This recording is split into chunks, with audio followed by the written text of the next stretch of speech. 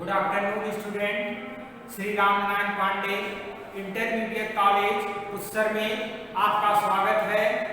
मैं पवन पांडे आज आपके सामने क्लास 10 साइंस में लाइट खंड के जो है नेक्स्ट वीडियो में उत्तल दर्पण की फोकस दूरी तथा वक्रता त्रिज्या में संबंध इस टॉपिक को लेकर आपके सामने आया हूँ। इसके पहले आप लोगों ने क्या पढ़ा था, अवतल दर्पण तथा फोकस दूरी में क्या संबंध होते हैं।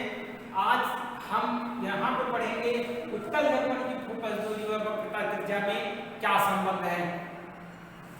तो यहाँ देखिए हमने क्या एक उत्तल दर्पण यहाँ पे बनाया। यहाँ देखिए हमने क्या किया, एक उत्तल दर्पण बनाया। उत्तल दर्पण में ये मुख्य अक्ष है, मुख्य अक्ष के समांतर प्रकाश की किरण जब आएगी तो ये जो है वो दर्पण पर टकराने के पश्चात इस तरीके से वो निकल जाती है और इसको जब हम मिलाते हैं तो ये फोकस से आती हुई प्रतीत होती है। यही से फिर इस बिंदु से हम वक्रता केंद्र पर मिला देते हैं तो हमें क्या प्राप्त हो जाता है, अभिलंब मिल जाता है। हमें क्या अभिलंब मिल जाएगा। तो इस तरीके से हम क्या कर सकते हैं कि जो है ए बी, देखिए ए बी कौन सी किरण है, आपतित किरण है और आपतित किरण व अभिलंब के बीच जो बड़ा कोण होता है वो बच्चों क्या होता है, आपतन कोण, जिसे हम क्या कहते हैं, आई कहते हैं। अभिलंब व आपतित किरण के बीच बने कोण को क्या कहते हैं, आपतन कोण कहते हैं, जिसे आई से प्रदर्शित करते हैं। और यहाँ पे देखिए आपतित हो गई और ये क्या हो गई, परावर्तित किरण व अभिलंब के बीच जो बने कोण होते हैं उसे हम क्या बोलते हैं। यहाँ पे देखिए आपतित किरण यानी ये आपतन कोण, तो क्या हो जाएगा परावर्तन कोण, तो इसे हम बोलेंगे आर। आपतन कोण व परावर्तन कोण यानी परावर्तन के नियम से इधर आया, प्रकाश गया, अभिलंब से मिला लिया। अब यहाँ से बच्चों आप लोग ध्यान दीजिए, इसमें आपको क्या दिख रहा है, देखिए कोण ए बी एन, कोण ए बी एन बराबर कोण एन बी एम की, कोण एन बी एम की। ये चीज आपका हो जाएगा। कैसे होगा, परावर्तन के नियम से आपतन कोण बराबर परावर्तन कोण की होता है। तो यहाँ पे क्या हो जाएगा, ये परावर्तन के नियम से, परावर्तन के नियम से, परावर्तन के नियम से कोण ए बी एन बराबर क्या हो जाएगा, कोण एन बी एम के हो जाएगा। अब अगला वीडियो क्या रहेगा, अगले वीडियो में आप पढ़िएगा कि क्या यहाँ पे जो है, जो इसके पहले वाले वीडियो में आपने पढ़ा था कि आपतन कोण व परावर्तन कोण भी उसमें अवतल दर्पण में भी बराबर होते थे और हमें जो कोण को भी क्या किए थे, बराबर किए थे। जो कि पिछले वाले वीडियो में आप लोगों ने अवतल दर्पण के लिए पढ़ा था, तो उत्तल दर्पण में भी सेम आप ऐसा करिएगा। यहाँ पे क्या हो रहा है, आप देख रहे हैं, यदि आप जानते हैं यदि दो समांतर रेखाएं होती हैं और यदि उन्हें एक तिरछी रेखा इस तरीके से काटे, यहाँ पे एक तिरछी रेखा, जैसे ए बी एक समांतर रेखा यहाँ पे है और एक इस तरीके से देखिए यहाँ पे ऐसे तिरछी रेखा जो कि आपका काट रही है बी व, क्या बी व है यहाँ पे सी है, सपोज दैट यहाँ पे इस तरीके से बी एफ यहाँ पे कर दीजिए, बी एफ, और ये यहाँ पे सी हो गया। तो देखिए इस तरीके से ये कोण बराबर इस कोण के होता है, यानी ये समांतर का नियम होता है। यानी इसे हम बोलते हैं जब दो समांतर रेखा को एक तिरछी रेखा काटती है तो ये जो कोण होता है संगत कोण होता है, यानी ये इसे क्या बोलते हैं, संगत कोण आपस में बराबर होते हैं। यानी ये कोण बी और ये जो कोण बनेगा यहाँ पे वो परस्पर क्या होंगे, बराबर होंगे। तो इस नियम से हम यहाँ पे देखेंगे कि क्या होगा आप लोग का, यही नियम हम यहाँ पे लगाएंगे, संगत कोण का नियम। तो संगत कोण के नियम से आप लोग यहाँ से ध्यान दीजिए क्या होगा, यहाँ से ए बी एन, कोण ए बी एन बराबर बराबर कोण किसके होगा, यहाँ पे देखिए बी सी पी के हो जाएगा, बराबर कोण यहाँ पे लिख सकते हैं बी सी और किसकी ये चीज हो जाएगा, यानी कोण ए बी एन बराबर कोण बी सी पी, यहाँ पे लिख सकते हैं संगत कोण के नियम से, संगत कोण के नियम से संगत कोण आपके बन रहे हैं। अब यहाँ पे ध्यान दीजिए बच्चों, क्या हो जाएगा, अगला हम क्या लिख सकते हैं नेक्स्ट में, यहाँ देखिए इस वाले कोण को इस वाले कोण के बराबर लिख सकते हैं, क्यों, क्योंकि जानते हैं ये कोण और ये कोण, जैसे यदि यहाँ पे ये और ये कोण बन रहा है, ये कोण और ये कोण, ये कोण और ये कोण, ये इसके बराबर होता है और ये कोण क्या होता है, इसके बराबर होता है। किसके नियम से होता है, शीर्षाभिमुख कोण के नियम से होता है। शीर्षाभिमुख मतलब आमने सामने का कोण आपस में क्या होंगे, बराबर होते हैं, यही होता है क्या शीर्षाभिमुख कोण का नियम। तो यहाँ पे देख रहे हैं आपका क्या हो जाएगा, यहाँ पे ये कोण जो R है, यानी यहाँ पे ये कोण और इस कोण की क्या हो जाएगा, बराबर हो जाएगा। तो हम इसे क्या लिख सकते हैं, हम लिख सकते हैं कोण एन बी एम बराबर, अब कोण सी बी एफ के लिख सकते हैं बराबर कोण सी बी एफ के लिख सकते हैं, ये चीज हो गया। अब यहां से देखिए इसको समीकरण एक आप लोग दे सकते थे, यहाँ पे समीकरण एक और इसको 2 मान लीजिए और इसको क्या 3 मान लीजिए। अब यहां से ध्यान दीजिए समीकरण 2 व 3 से देखिए, समीकरण 2 व 3 से, समीकरण 2 व 3 से देखिए कोण भी दोनों में कॉमन चीजें हैं। यहाँ पे देखिए यहाँ पर भी कोण भी आ रहा है कॉमन में और इसमें भी कोण भी आ रहा है, तो ये दोनों में कोण भी बराबर है, इसमें भी कोण भी, इसमें भी कोण भी बराबर है, तो ये दोनों क्या होंगे आपस में दाएं तरफ बराबर हो जाएंगे। तो हम लिख सकते हैं कोण बी सी पी बराबर कोण सी बी एफ पी, इसके बराबर हम लिख सकते हैं कोण बी सी एफ बराबर कोण सी बी एफ के हो जाएगा। अब हम इसे देखें तो बराबर हम अब क्या लिख सकते हैं, यानी कौन सा कोण बराबर हो गया, बी सी एफ, यानी कि ये कोण बराबर हो गया। और फिगर में देखिए सी बी एफ, यानी ये कोण, ये दोनों भी कोण क्या हो गए आपस में बराबर हो गए, ये भी कोण आपस में क्या हो गए बराबर हो गए। अब हम यहाँ से जानते हैं कि बराबर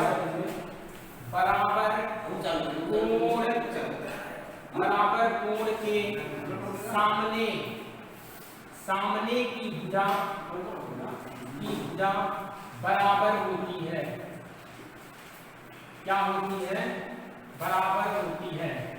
अतः यहां से देखिए इसके सामने की भुजा यानी कोण सी के सामने, यानी इसके सामने की भुजा बीएफ है, तो यहां पे क्या हो जाएगा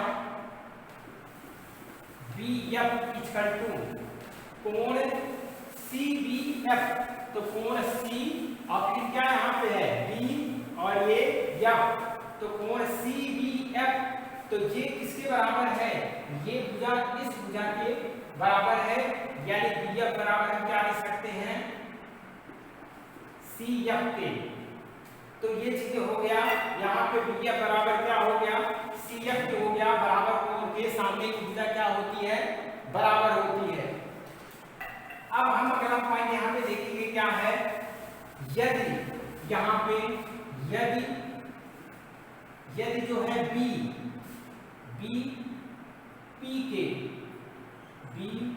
यहाँ पे पी के निकट हो, अर्थात लिख सकते हैं जो आपका दर्पण का द्वारक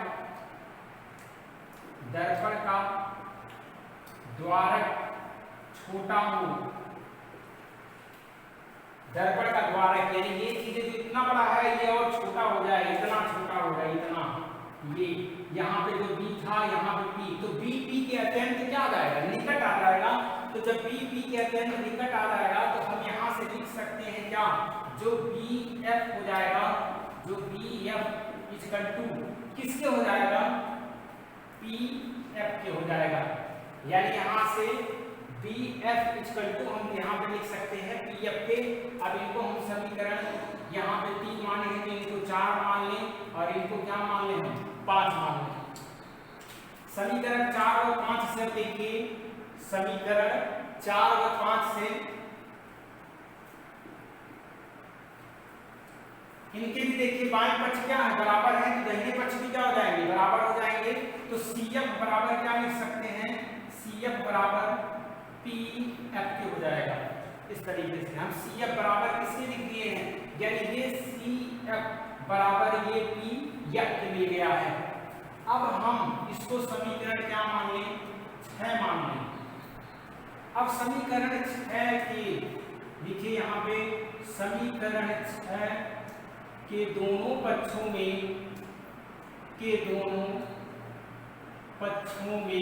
पी एफ जोड़ने पर आप जैसे अवतल दर्पण में किए हैं अब वही सब सेम है। बाकी जो है आप जो पढ़े थे पर फिगर में आपको यहाँ पे ध्यान देना था। आगे जो इसके पहले वाले वीडियो है उसी का ये सब समझिए, टू कॉपी यहाँ पे सब आपको करना है। तो अब इस पक्ष में भी क्या करिए, सी एफ और धन क्या पी एफ, यहाँ पर भी पी एफ और धन पी एफ। हम बताए थे इसको क्यों जोड़ा जा रहा है पी एफ को, क्योंकि यहाँ पे सी एफ का मान दिया है, यदि हम पी एफ भी इसमें जोड़ दें तो ये आपका वक्रता त्रिज्या टोटल का मान मिल जाएगा। और यहाँ पे इसलिए हमने यहाँ पे दोनों पक्षों में जोड़ दिया है सी एफ और धन क्या पी एफ के। तो यहाँ देखिए सी एफ धन पी एफ बराबर वक्रता केंद्र से ध्रुव तक की दूरी को क्या बोलते हैं, वक्रता त्रिज्या, यानी क्या हो जाएगा, आर हो जाएगा। इसे हम कैपिटल आर से प्रदर्शित करेंगे।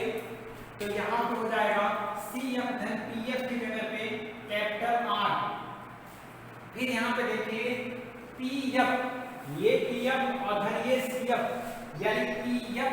तो जब पी एफ दो बार आ जाता है और पी एफ बराबर हम जानते हैं किसके होता है, फोकस दूरी के होता है।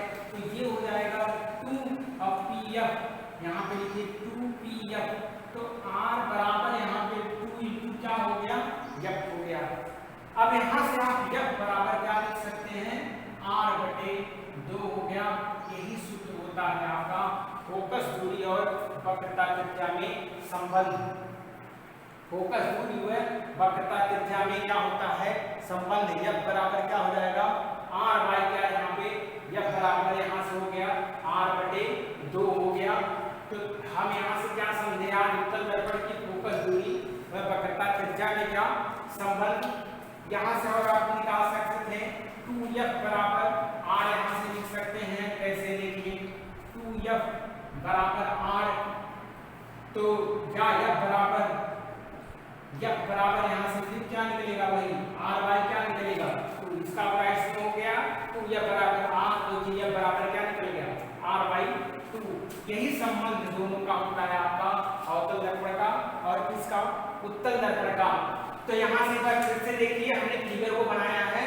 फिगर में क्या है, जब मुख्य अक्ष के समांतर प्रकाश की किरण आती है तो इससे टकराएगी और टकराने पर इसका क्या हो रहा है, परावर्तन हो जा रहा है। यदि ये यहाँ से निकल जा रही है, उन्हें हम बी को किससे यहाँ पे सी से जोड़ दिए हैं, तो ये आपका अभिलंब का कार्य करेगा। उसके बाद हमने क्या कर दिया है, परावर्तन के नियम से कोण ए बी एन, यानी कोण ए बी एन बराबर कोण एन बी एम के हो जाएगा। किस नियम से, परावर्तन के नियम से। पुनः अब हम संगत कोण के नियम से आ जाएंगे। संगत का नियम ये होता है जब दो समांतर रेखाएं को परस्पर एक तिरछी रेखा काटती है तो ये कोण आपस में बराबर होते हैं संगत कोण के नियम से। तो कोण बी जो होगा, यानी कोण हम लिख सकते हैं ए बी एन जो बराबर होगा वो संगत कोण बी सी पी के बराबर हो जाएगा। तो हमने यहाँ से लिख दिया कोण बी सी पी के, तो यहाँ पे नाम दे दिया संगत कोण। अगला यहाँ पे शीर्षाभिमुख कोण होता है, जब दो तिरछी रेखाएं एक दूसरे को काटती हैं तो ये कोण आपस में बराबर, ये कोण बराबर आमने सामने का जो कोण होता है बताइए ये जो कोण होता है वो किस कोण के बराबर हो जाएगा। तो हमने यहाँ पे क्या लिखा, NBM के, NBM बराबर कोण किसके हो जाएगा, CBF के हो जाएगा। तो हमने यहाँ पे लिखा CBF पे समीकरण 3 इसको नाम दे दिया। समीकरण 2 व 3 से, समीकरण 2 व 3 के देखिए कोण B कॉमन है, बाएं पक्ष बराबर हो जाएंगे तो दाहिने पक्ष भी क्या है, बराबर हो जाएंगे। तो यहाँ पे हमने BCP, यहाँ पे देखिए समीकरण 2 से यहाँ से लिख सकते हैं BCP बराबर CBF, इसको P कर दीजिए, यहाँ पे ये P है। BCP बराबर कोण CB किसके, F के। तो यानी अब आप लोगों का क्या यहाँ से निकल गया कि ये दोनों कोण आपस में जब बराबर होते हैं तो इन बराबर कोण के सामने की जो भुजा होती है वो भी क्या हो जाती है, बराबर हो जाती है। तो सामने की भुजा हम क्या कर दिए, इसको बराबर कर दिए। तो सामने की भुजा, इसके सामने की भुजा क्या है, कोण C के सामने की भुजा BF है और इसके सामने की भुजा CF है। तो ये बराबर क्या हो गया, CF के हो गया। अब नेक्स्ट में अगर दर्पण का द्वारा छोटा हो तो BP के निकट आ जाएगा, तो BF बराबर किसके हो जाएगा, PF के हो जाएगा। BF बराबर क्या हो जाएगा, PF के हो जाएगा। दोनों के फिर हम देख रहे हैं बाएं पक्ष बराबर है, दाहिने पक्ष भी बराबर होंगे। CF बराबर किसके हो जाएगा, PF के हो जाएगा। CF बराबर हमने PF कर दिया है, दोनों में PF जोड़ दिया है तो CF धन PF, CF धन PF बराबर होता है किसके, R के होता है। और F यानी 2F यानी फोकस दूरी, और ये चीजें आपका निकल गया 2 × स्मॉल f। तो F बराबर क्या हो गया, R/2, फोकस दूरी बराबर त्रिज्या बटे क्या हो जाता है, 2 होता है। यही आप लोग का नियमन उत्तल दर्पण द्वारा जो है किसी भी जो है फोकस दूरी व त्रिज्या में संबंध है। तो हमने पढ़ा आज की इस वीडियो में क्या, उत्तल दर्पण के लिए फोकस दूरी व वक्रता त्रिज्या में संबंध। नेक्स्ट वीडियो में हम देखेंगे फोकस दूरी तथा ध्रुव से वस्तु तक की दूरी व प्रतिबिंब की दूरी में क्या संबंध होते हैं। आज के लिए बस इतना ही, धन्यवाद।